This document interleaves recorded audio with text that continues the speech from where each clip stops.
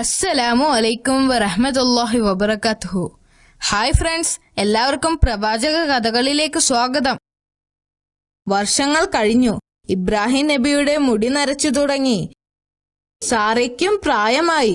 ഇനി തനിക്കൊരു കുഞ്ഞിന് ജന്മം നൽകാൻ സാധിക്കില്ല എന്ന് സാറയ്ക്ക് മനസ്സിലായി. അവർക്കൊരു ആശയം തോന്നി. അവർ ഇബ്രാഹിം നബിയോട് സുന്ദരിയും ചെറുപ്പവുമായ ഹാജറ റളിയല്ലാഹു അൻഹയെ വിവാഹം കഴിപ്പിക്കുവാൻ ആവശ്യപ്പെട്ടു.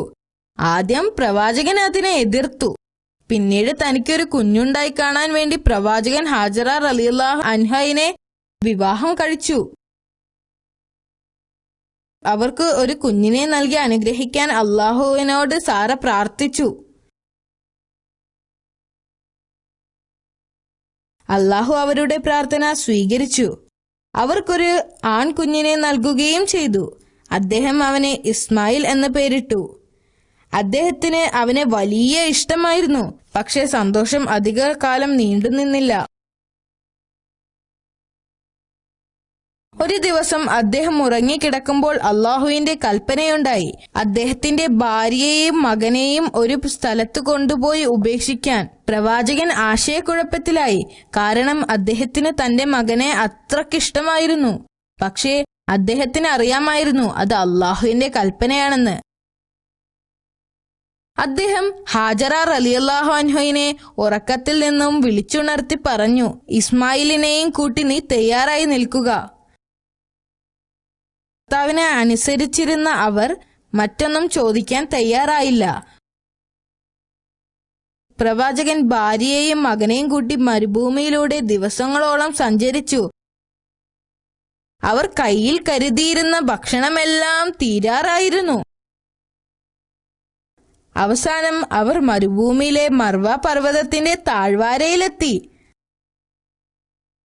അതൊരു തരിശായ ഭൂമിയായിരുന്നു. അവിടെ ജീവജാലങ്ങളോ മരങ്ങളോ ഒന്നും ഇല്ലായിരുന്നു.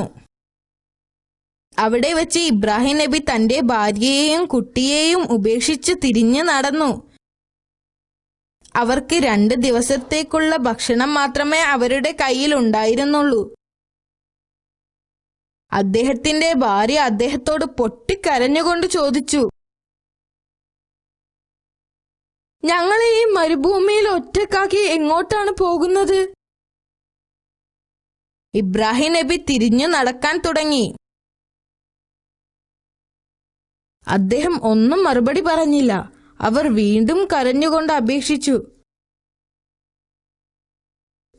അപ്പോഴും ഇബ്രാഹിം നബി നിശബ്ദനായി നിന്നു.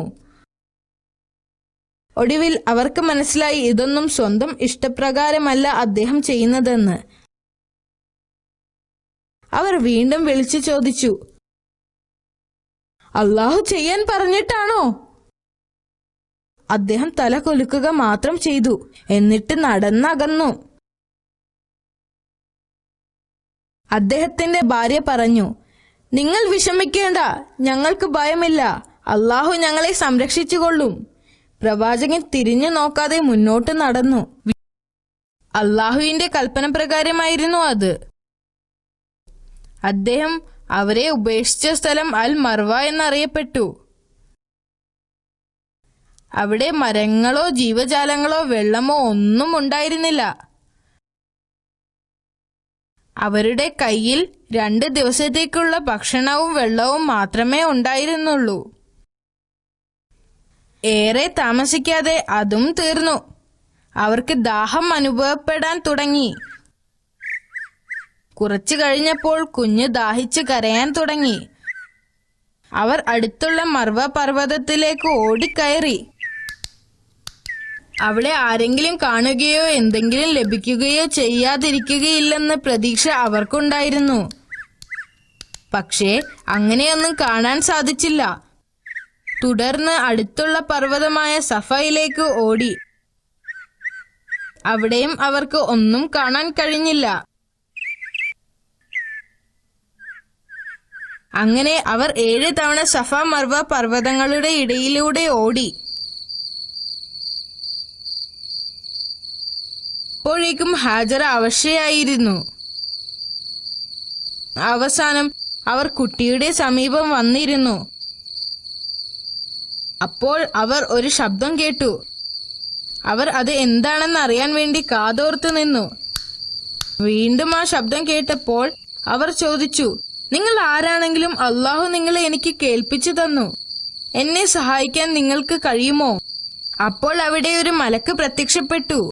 മലക്ക് ഭൂമിയിൽ കുഴി കുഴിക്കുന്നതായി ഹാജറ റളിയല്ലാഹു അൻഹ കണ്ടു.